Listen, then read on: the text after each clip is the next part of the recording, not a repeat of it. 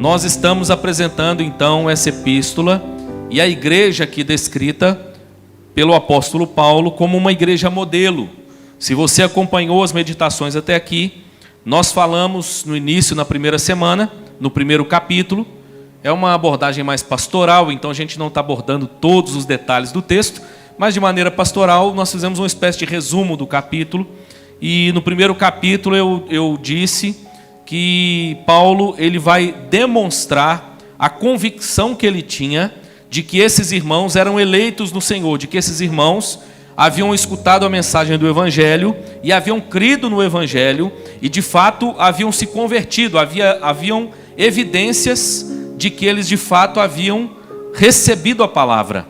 Paulo então dá o exemplo da evidência. Paulo vai dizer que eles sofreram por causa de Cristo, assim como o próprio Paulo e os irmãos que estavam com ele, quando passaram na cidade. Então deixa eu te dar o contexto de maneira rápida. Atos capítulo 17. Paulo chega a uma das cidades mais importantes da época, a cidade de Tessalônica. Lá ele começa a pregar na sinagoga. E a Bíblia vai dizer que uma grande multidão, um grande número de pessoas creu na palavra de Deus, tanto de judeus como também de gentios, principalmente mulheres de posição, é o que o texto vai dizer. No entanto, houve uma perseguição com respeito ao apóstolo, e olhando para a epístola de Tessalonicenses, nós vamos ver que não foi só com ele, mas com Silas e Timóteo também. E Paulo vai chegar a dizer que eles foram arrastados para fora da cidade. Paulo então foge da cidade, ele é retirado da cidade, e no dia seguinte, aqueles que estavam com a intenção de fazer mal ao apóstolo Paulo, eles vão à casa de Jason, onde Paulo estava com seus irmãos, com seus amigos. E eles chegam ali e não encontram Paulo, Timóteo e Silas, eles arrastam Jason para o lado de fora, e eles então o obrigam a pagar uma fiança, para garantir que eles não voltariam a falar acerca da palavra. No entanto, esses irmãos perseveraram na fé, mesmo em meio à oposição. E o capítulo 1, então, Paulo vai apresentar o que nós chamamos aqui de virtudes cardeais, a fé, a esperança, o amor, como descrições dessa igreja, dando para nós essa percepção de que ela, com tão pouco tempo, já havia demonstrado se tornar uma igreja modelo. No entanto, o que a gente vê no restante da epístola é que Paulo está dizendo que essa igreja era uma igreja modelo, mas que pode continuar avançando, que precisa continuar amadurecendo na fé. Quando chega no capítulo 2, o que eu apresentei para vocês? Pastor Luciano com a primeira parte, versos 1 a 12, e eu com o 13 em diante. Nós mostramos que aqui nós temos a grande defesa de Paulo. O que acontece? Paulo então precisou sair da cidade. E aqueles que se opunham à fé começaram a acusar a Paulo, Silas e Timóteo, dizendo o seguinte: olha, esses homens, eles tinham interesses em vocês, eles não se importavam com vocês de fato, tanto é que eles foram embora e não estão nem aí mais para vocês, e vocês agora estão sofrendo e de repente permanecendo numa fé de homens que trouxeram uma suposta verdade, mas que na prática não estão nem aí para vocês. Paulo então no capítulo 2, ele vai apresentar a sua defesa. Ele vai então mostrar, lembrar aos irmãos que a razão da sua ausência ali não era voluntária, mas além de ter tido a necessidade de fugir, de sair da cidade, houveram outros impedimentos, e por isso Paulo não havia retornado até aquela cidade para rever os irmãos. Chegamos então no capítulo 3. O capítulo 3, você vai perceber que ele é o finalzinho da defesa de Paulo. Ele vai apresentar uma espécie de transição. Paulo está concluindo a sua defesa nos primeiros versos, e na sequência ele vai apresentar a sua profunda alegria pelas notícias que ele recebe desses irmãos. Vamos ler o texto então? 1 Tessalonicenses, capítulo 3, a partir do primeiro verso. Diz assim a palavra de Deus: pelo que, não podendo suportar mais o cuidado por vós, pareceu-nos bem ficar sozinhos em Atenas, e enviamos nosso irmão Timóteo, ministro de Deus no Evangelho de Cristo, para, em benefício da vossa fé, confirmar-vos e exortar-vos, a fim de que ninguém se inquiete com estas tribulações, porque vós mesmos sabeis que estamos designados para isto. Pois, quando ainda estávamos convosco, predissemos que íamos ser afligidos, o que de fato aconteceu e é do vosso conhecimento. Foi por isso que, já não me sendo possível continuar esperando, mandei indagar o estado da vossa fé, temendo que o tentador vos provasse e se tornasse inútil o nosso labor. Agora, porém, com o regresso de Timóteo, vindo do vosso meio, trazendo-nos boas notícias da vossa fé e do vosso amor, e ainda de que sempre guardais grata lembrança de nós, desejando muito ver-nos, como aliás também nós a vós outros. Sim, irmãos, por isso fomos consolados acerca de vós, pela vossa fé, apesar de todas as nossas privações e tribulações, porque agora vivemos, se é que estáis firmados no Senhor.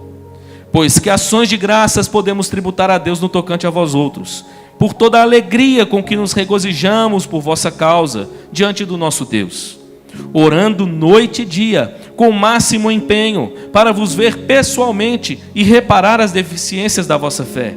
Ora, o nosso mesmo Deus e Pai, e Jesus nosso Senhor, dirijam-nos o caminho até vós, e o Senhor vos faça crescer e aumentar no amor uns para com os outros, e para com todos, como também nós para convosco, a fim de que seja o vosso coração confirmado em santidade, isento de culpa, na presença de nosso Deus e Pai, na vinda de nosso Senhor Jesus, com todos os seus santos. Que Deus nos abençoe, irmãos, que Ele aplique a sua palavra, edificando a nossa vida, nos encorajando, assim como Ele fez com essa igreja, através de Paulo e de Timóteo, em nome de Jesus. Eu já contei aqui na igreja, mas eu sei que nós temos visitantes, então talvez não ouviram a história. Minha filha de 2 anos e meio, sofreu um acidente algumas semanas atrás dentro de casa. Ela corria pela casa atrás da irmã. Depois eu fui entender, porque ela mesma me explicou como que foi o acidente. E na correria dentro de casa, ela bateu a perna em um móvel e veio a fraturar a tíbia. Eu agora vi o raio-x e vi o tamanho da lesão, o tamanho da fratura. E ela então fraturou a tíbia. Nós ficamos, obviamente, muito preocupados, com muita pena. Corremos para o hospital, fizemos todo o procedimento que deveria ser feito. O médico então ficou discutindo por uma tarde se faria cirurgia, se colocaria o gesso primeiro, e por fim resolveu engessar. Essa menina continuou chorando o resto da noite, a madrugada, amanhã do dia seguinte. Voltamos ao hospital, tira gesso, coloca uma tala, e ela então voltou para casa mais tranquila. E aí, depois de 14, 15 dias, nós retornamos para uma consulta médica e, graças a Deus, já havia colado o osso. O médico então tirou o gesso e já deixou sem o gesso, colocou uma botinha, mas ele mesmo disse o seguinte, olha, e é aqui que eu quero o gancho. Ele disse o seguinte, a fratura já está, o osso já está colado, só que nós vamos recomendar essa bota, se possível, porque eu sei que para criança é mais difícil, que vocês deixem ela com a botinha para consolidar a fratura, para amadurecer a fratura. A fratura precisa amadurecer um pouco mais. E eu já ouvi por aí, não sou médico, então não tenho certeza se isso é verdade, mas me disseram que no lugar onde quebra uma vez, depois que consolida a fratura, é muito difícil quebrar de novo. É mais fácil quebrar em outro lugar. Mas o fato é que a gente então ficou alguns dias lá em casa com receio, andando atrás da Malu, tudo que ela ia fazer. Aliás, nem andando muito atrás, porque ela não estava andando. Ela mesma fala que não está com dor, mas está ainda arrastando a perninha. E aí, de repente, a gente preocupado com a altura, manda, não manda para a escola, porque afinal de contas é necessário consolidar a fratura. Por que eu estou dizendo isso? Porque o capítulo 3, nós podemos resumir com essa palavra, consolidação. Nós podemos resumir com sinônimos de consolidação, confirmação, amadurecimento. Paulo, então, no capítulo 3, ele vai falar, ele vai apresentar ele vai oferecer algumas dádivas para consolidar essa igreja. Não havia dúvidas de que aqueles irmãos, de fato, ouviram o evangelho e creram. No entanto, eles precisavam ser consolidados. Um comentarista bíblico que eu tenho citado aqui, especialmente nessa exposição, Simon Kistemaker, comentando esse texto, ele diz o seguinte: de fato, a informação que Paulo transmite em relação à decisão de enviar Timóteo é, em certo sentido, uma parte da defesa, porque revela que longe de ser indiferente com as necessidades dos tessalonicenses, o apóstolo estava disposto a fazer um autêntico sacrifício em favor deles, com o propósito de consolidá-los na fé. Esse texto vai mostrar para nós então essa necessidade de confirmação, de consolidação na fé. Essa é uma etapa indispensável ao discipulado. A ideia de que aquele que ouviu o evangelho pela primeira vez e creu, precisa ser conduzido à maturidade, conduzido à consolidação, à confirmação na fé, tanto no sentido de amadurecer no ensino, no conhecimento das verdades de Deus, como também amadurecer o seu testemunho, para ter um testemunho mais forte a dar acerca do evangelho, e também na missão, para que ele entenda de maneira clara qual é o seu papel agora na história, e como Deus está na história agindo, e onde ele se encaixa nesse agir de Deus na história. Isso cumpre, por exemplo, de maneira muito clara, o que Jesus disse lá em Mateus 28. Lá em Mateus 28, a partir do verso 18, nós temos a grande comissão.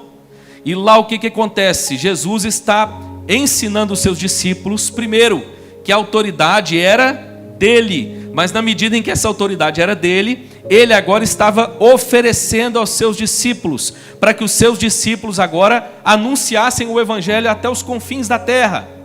E ele diz então: ide, fazei discípulos.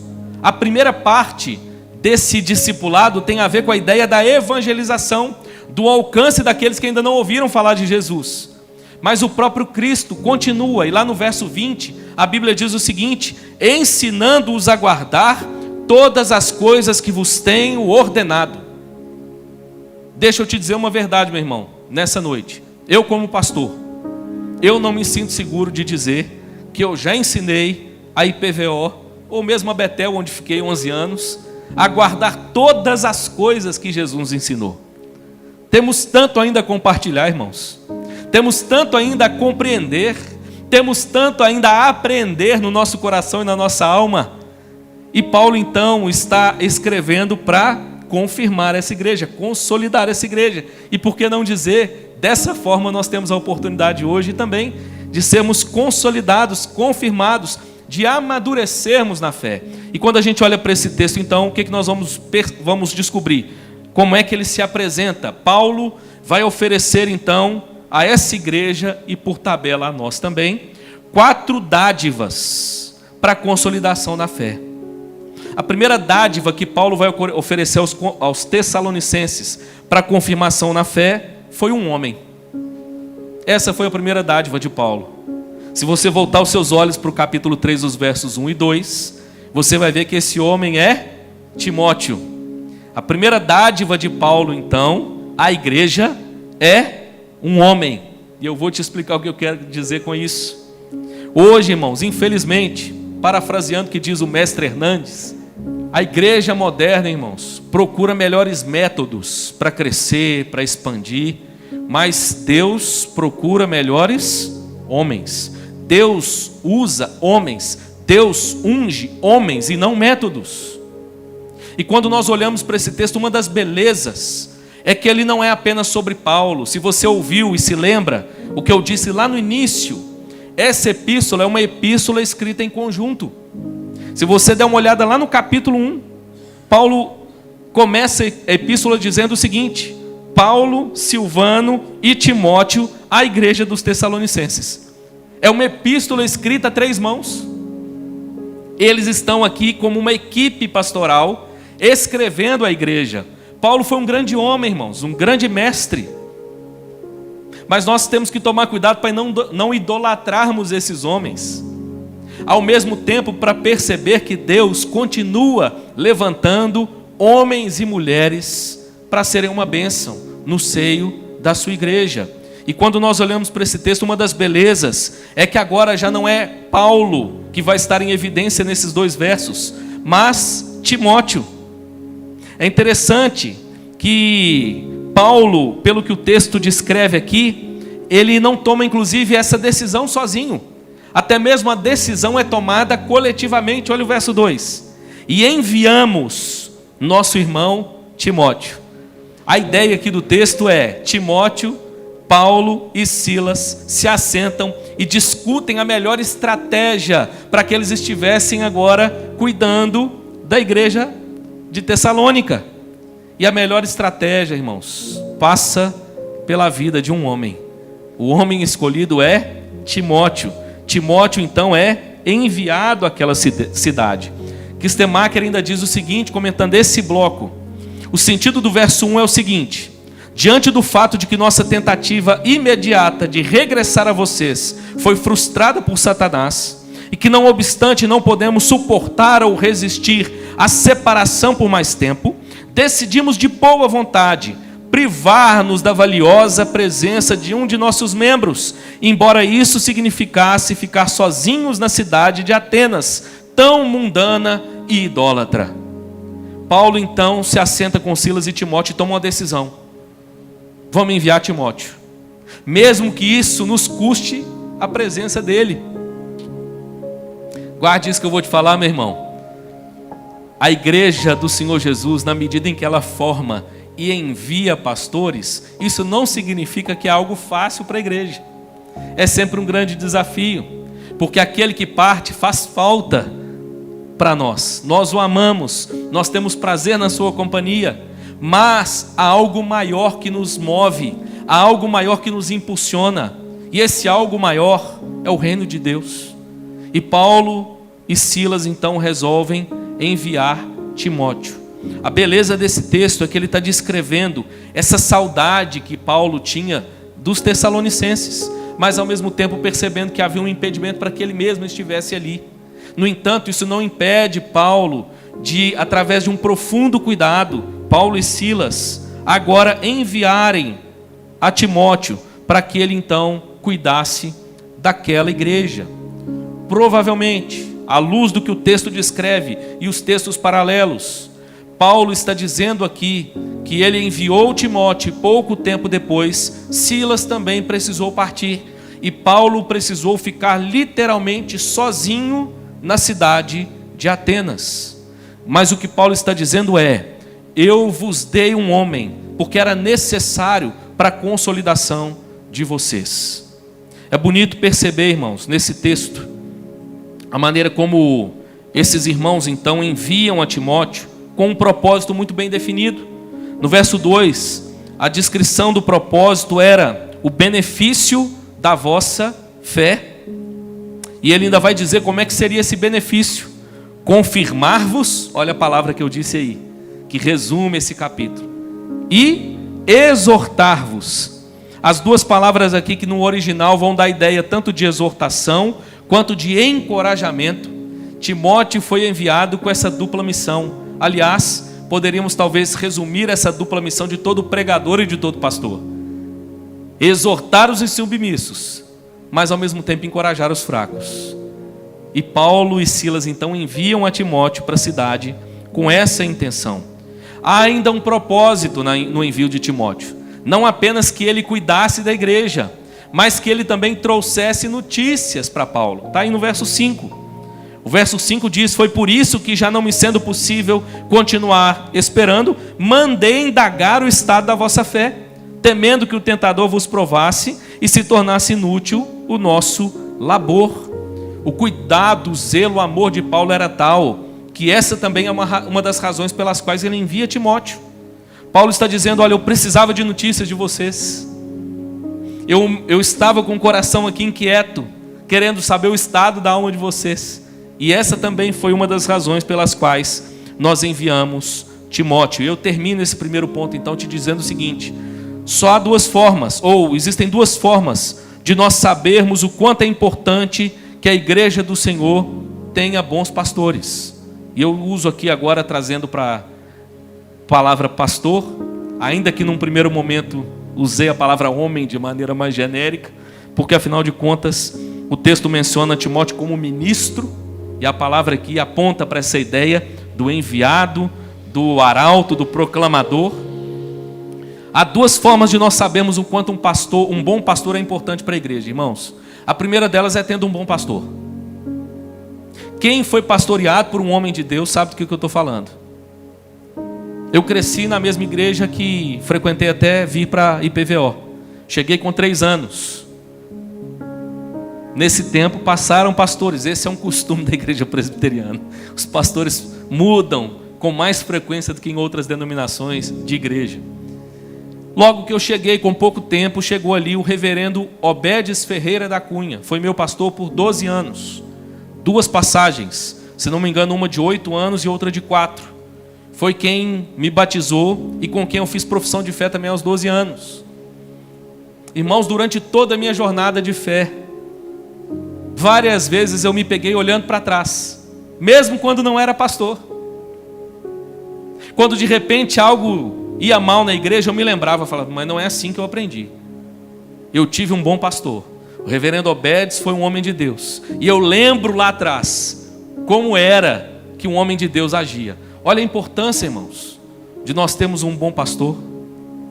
E na medida em que nós então experimentamos isso, nós percebemos o quanto um bom pastor é precioso para a vida da igreja. Mas há uma segunda forma de nós descobrirmos como um bom pastor é importante para a igreja: tendo um mau pastor. Na medida em que a igreja é liderada por alguém despreparado, por alguém que não tem o zelo correto, o amor correto pela igreja e pelo Senhor, irmãos, como a igreja sofre.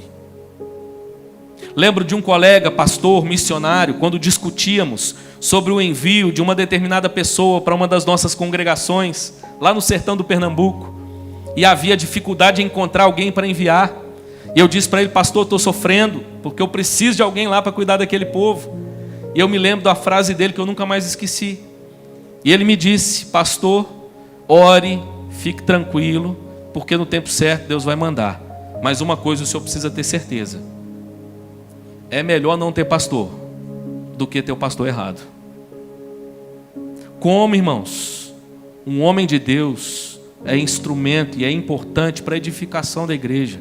Tempos onde o ministério pastoral tem sido tão atacado, onde as lideranças cristãs têm sido tão atacadas, nós somos lembrados nesse texto, irmãos, de quanto é importante termos homens e mulheres de Deus servindo a igreja do Senhor Jesus. Gente que se dedica, que ama, que se empenha, que zela pela igreja.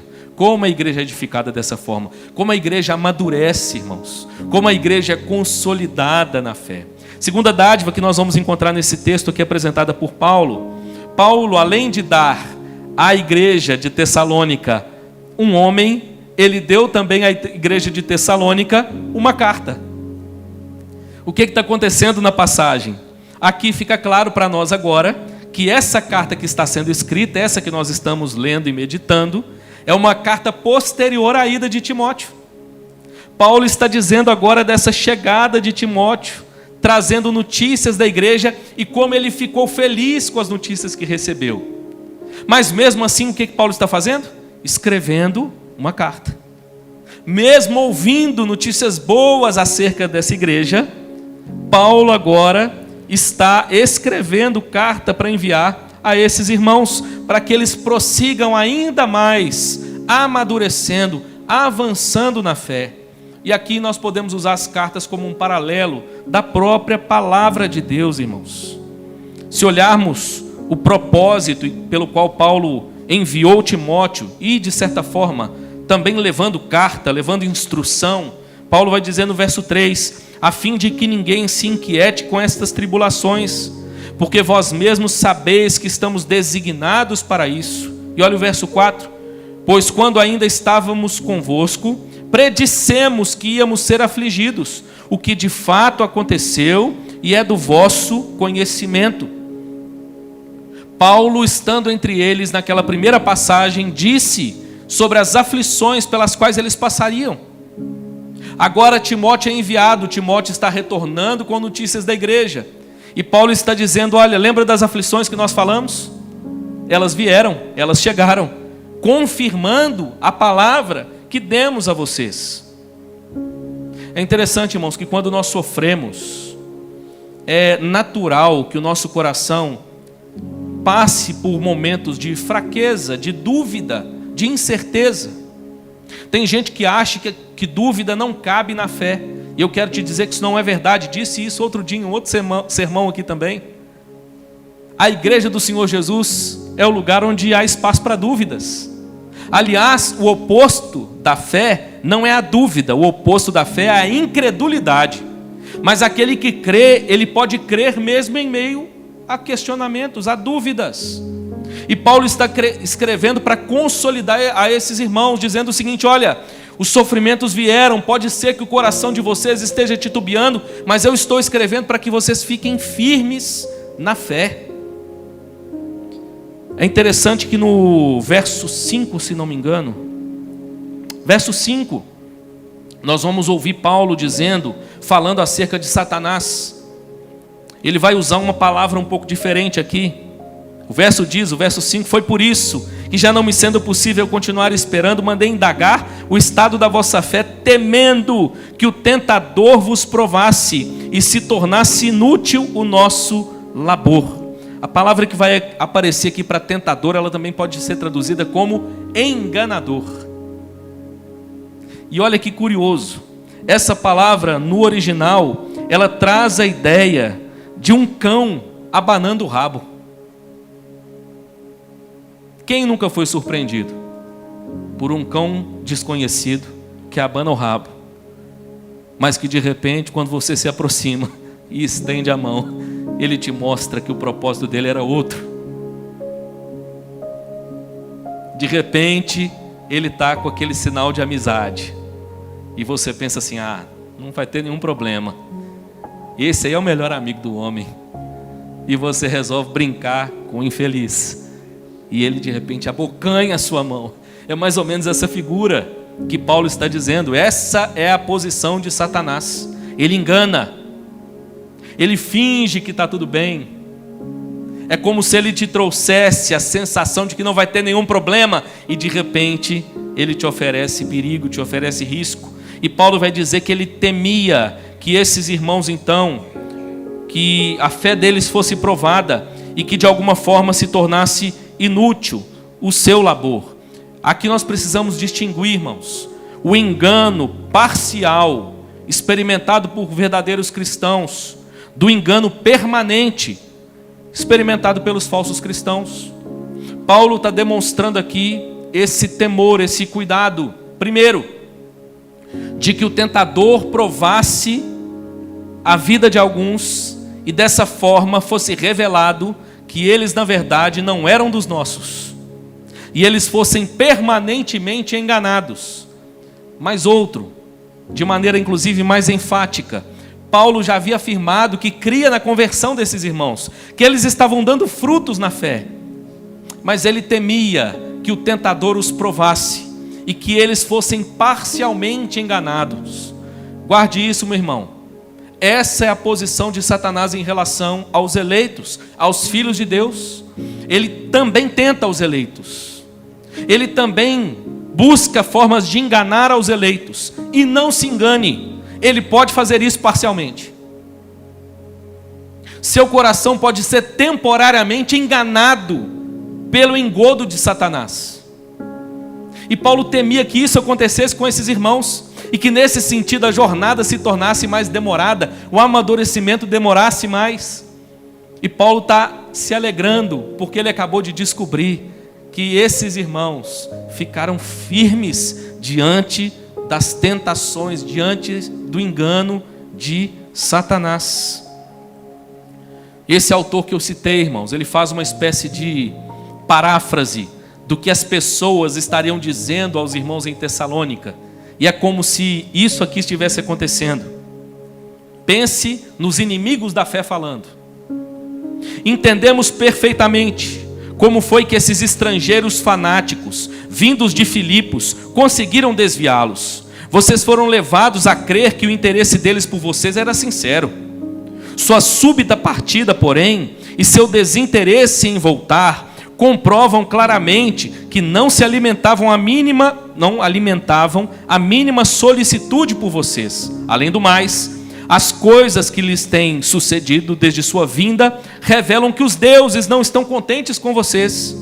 Por que trocar o que é conhecido e comprovado por algo inusitado? Voltem a juntar-se às nossas fileiras, as fileiras daqueles que sempre os admiraram e os respeitaram, e lhes prometemos que nunca mais voltaremos a mencionar o assunto. Olha que interessante, irmãos. Esse era o momento, que é exatamente isso que está acontecendo, em que as pessoas, e Satanás através delas, estava tentando esses irmãos. E a tentação era dizendo: Paulo, Silas, Timóteo não quer nada com vocês.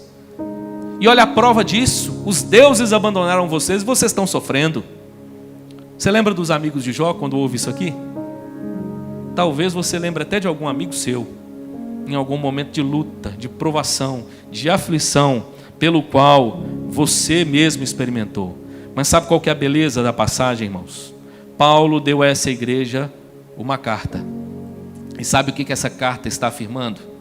Que as aflições que foram preditas por eles, a semelhança das aflições que foram preditas pelo próprio Cristo, que aconteceriam com ele.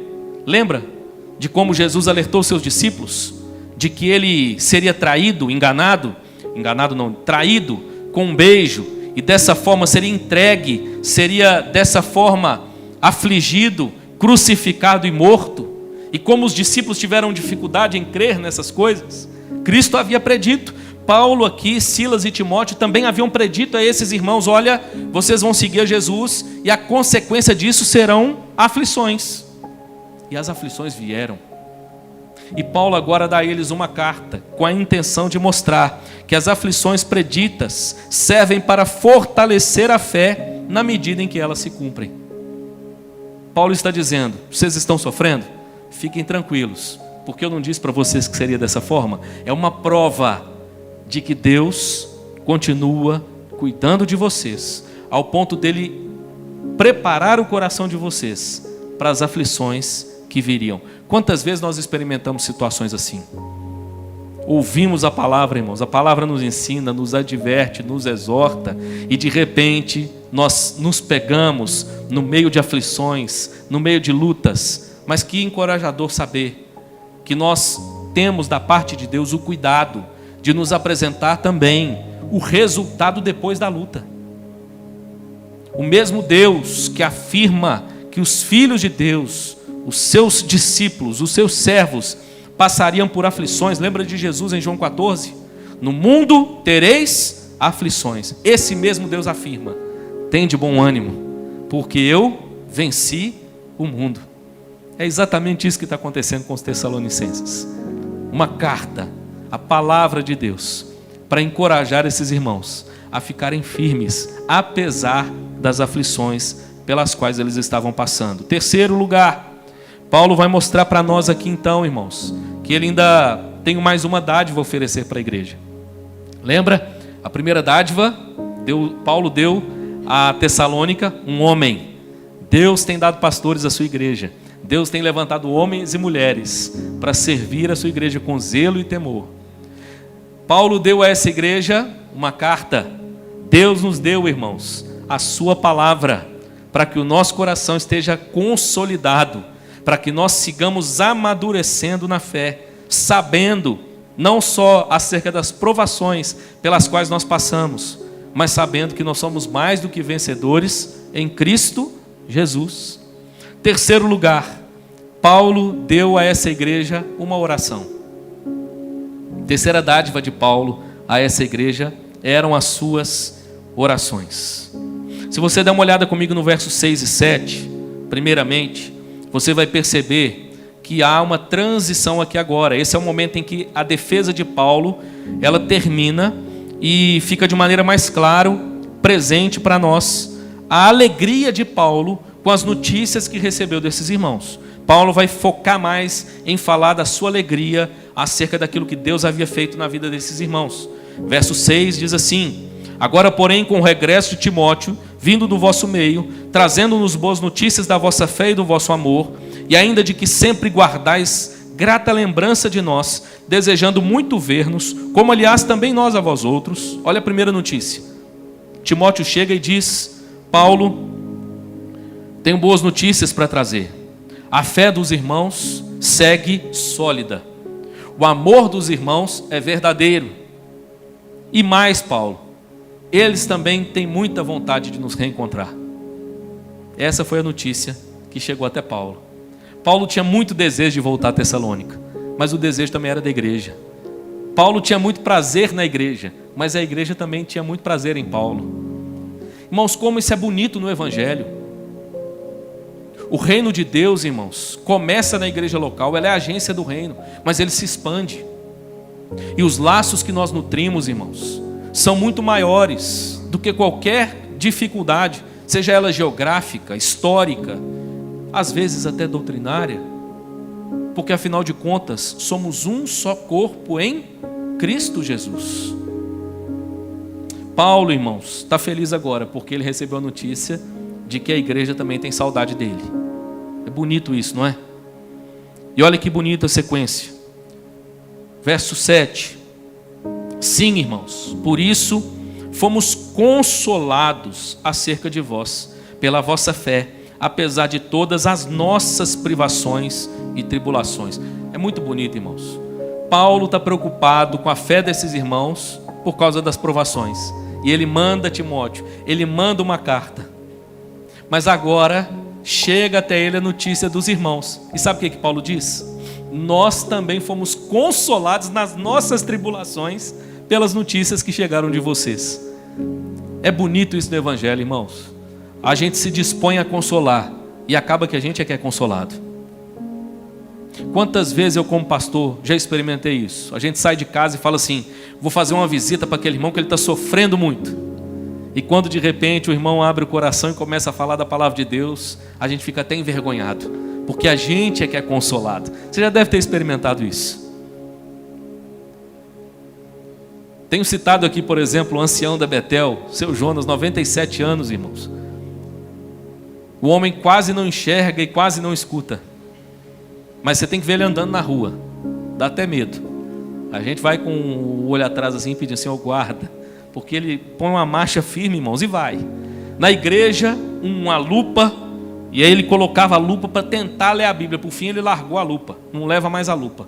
Ele vai com a Bíblia, mas nem abre a Bíblia na hora da pregação, porque ele não consegue ler. Mas aí não ouve bem também, irmãos. Ele fica procurando um lugar na igreja que diz ele que melhora um pouquinho para ele escutar alguma coisa. E de repente a gente fica preocupado. E aí vai, né, o coração às vezes está precisando amadurecer um pouco mais. Seu Jonas, o senhor fica nesse vai e vem, não falta um culto, não falta uma reunião, não falta nada. O senhor pode ficar mais tranquilo, seu Jonas. Ô, meu irmão, posso não. Eu tenho que estar aí firme. Tenho que estar firme porque eu preciso estar em comunhão com meus irmãos. Já passou a minha geração. Olha o que ele me falou uma vez. Agora é a minha vez de edificar a próxima geração. Perguntei para ele: o senhor não incomoda com as músicas? Que as músicas modernizaram. O senhor gosta tanto dos hinos? Ele falou: não, continuo gostando. Mas foi minha vez. Agora é minha vez de eu abençoar os mais jovens. Irmãos, é bonito encontrar isso no reino. Bonito encontrar isso na igreja. A maneira como Deus nos usa para exortar, para consolar, para consolidar na fé uns aos outros. Verso 9 e 10. Desculpa, verso 8. Porque agora vivemos, se é que estáis firmados no Senhor. E o 9 e 10. Pois que ações de graças podemos tributar a Deus no tocante a vós outros, por toda a alegria com que nos regozijamos por vossa causa diante do nosso Deus, orando noite e dia, com o máximo empenho, para vos ver pessoalmente e reparar as deficiências da vossa fé. Sabe o que é bonito nesse texto? Ou nesse livro? Que se você der uma olhada lá no capítulo 2, no verso 9, Paulo diz que ele trabalhava noite e dia para não ser pesado à igreja. Quando chega agora no capítulo 3, sabe o que Paulo diz? Que ele orava noite e dia. O trabalho de Paulo, que inclusive era hora extra, era o trabalho além do reino, não era desculpa para que Paulo não orasse. Paulo está dizendo que ele trabalhava muito, irmãos, caprichava para fazer tenda boa, para a glória de Deus. Mas Paulo diz que mesmo assim ele orava noite e dia. E ele ainda vai dizer: com o máximo empenho, para vos ver pessoalmente e reparar as deficiências da vossa fé. Percebe que a ideia de amadurecimento, de consolidação, de crescimento na fé está muito claro. Paulo diz: olha, eu sei que tem umas coisinhas aí que a gente precisa tratar. E a minha oração é para que Deus me dê oportunidade, para que eu possa estar aí pessoalmente, tratando essas coisas com vocês. Então nós resumiríamos dizendo que Paulo orava para rever os irmãos, ao mesmo tempo em que ele orava para suprir as suas necessidades, as suas deficiências. Paulo deu a esses irmãos um homem. Paulo deu a esses irmãos uma carta. Paulo deu a esses irmãos uma oração. Que presente abençoado, irmãos. É a gente orar por alguém, viu? Lembre de mim nas suas orações. Que presente abençoado. Para terminar, versos 11 a 13. Paulo vai, por fim, oferecer a quarta e última dádiva a essa igreja. Além de um homem, além de uma carta, além de uma oração, Paulo deu a esses irmãos uma lembrança. Verso 11 vai dizer o seguinte: ora, o nosso mesmo Deus e Pai e Jesus, nosso Senhor, dirijam-nos o caminho até vós, e o Senhor vos faça crescer e aumentar no amor uns para com os outros e para com todos, como também nós para convosco. Esses dois versos, irmãos, eles migram da ideia de uma oração. Eles já não são mais uma oração, mas eles são uma espécie de bênção apostólica.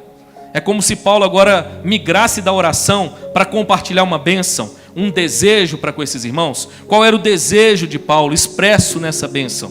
Verso 11 e 12. Mas o verso 13 então fecha com chave de ouro. Esse desejo de Paulo, ele vai expressar qual é: a fim de que seja o vosso coração confirmado em santidade, isento de culpa, na presença de nosso Deus e Pai, na vinda de nosso Senhor Jesus Cristo, com todos os seus santos. Paulo usa a palavra aqui que diz respeito à volta de Cristo, ou à segunda vinda de Cristo. Paulo está dizendo que ele tinha ainda uma lembrança a oferecer a esses irmãos. E a lembrança era: lembrem-se, Jesus Cristo breve voltará para buscar a sua igreja, no meio da aflição, no meio do sofrimento. Não se esqueça, Jesus Cristo breve voltará. Eu termino, caminho para o fim, com mais um parágrafo do Kistemacher aqui, que achei muito bonito. Paulo expressa finalmente um fervoroso desejo de que sua oração fosse ouvida, e que fosse ou não atendida, o Senhor os enchesse com tamanha e transbordante medida de amor, que seus corações fossem fortalecidos, a fim de que houvesse fruto para o dia do juízo, quando Jesus vier com todos os seus santos. Paulo tinha aqui duas preocupações, irmãos, e eu termino aqui.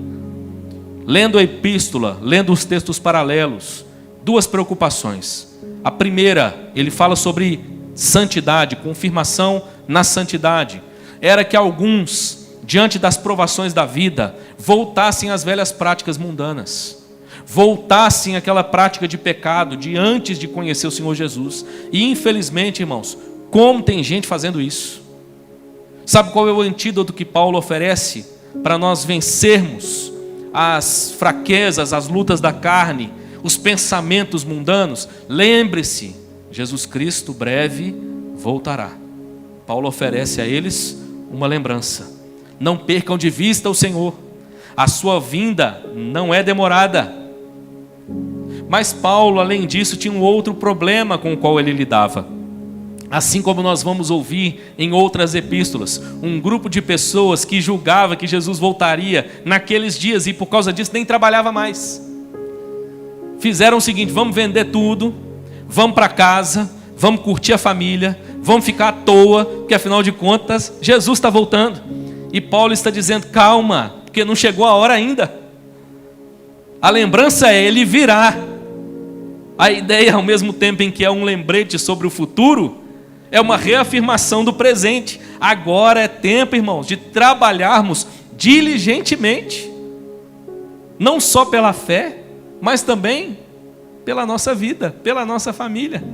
Paulo está aqui então, irmãos, oferecendo para esses dois grupos um antídoto. E esse antídoto é uma lembrança. Como nós tendemos, ora para um lado, ora para o outro. Afrouxamos um pouco as cordas, porque afinal de contas nós somos eleitos. Deus já nos deu todas as coisas. E louvado seja Deus, agora é só desfrutar. Não, irmãos. É tempo de trabalharmos diligentemente. É tempo de firmarmos na fé. Quantas pessoas, irmãos, abraçando um estilo de vida mundano, secularizado, que não considera mais a igreja do Senhor a palavra de Deus. Tem gente achando isso aqui enfadonho, irmãos. Precisamos nos lembrar, o dia do juízo se aproxima. Que Deus nos dê graça, para, como diz Paulo, nós nos apresentarmos diante dele, tendo frutos nas nossas mãos. É isso que Paulo está dizendo. Finalmente então, irmãos, Paulo oferece consolidação, confirmação a essa igreja, através de 4 dádivas. Paulo oferece a essa igreja um homem, Paulo oferece a essa igreja uma carta, Paulo oferece a essa igreja uma oração e Paulo oferece a essa igreja uma lembrança. Que Deus nos abençoe e que nós também sejamos confirmados e consolidados na fé, em nome de Jesus. Amém? Deus te abençoe. Deus abençoe você de casa também que nos acompanha.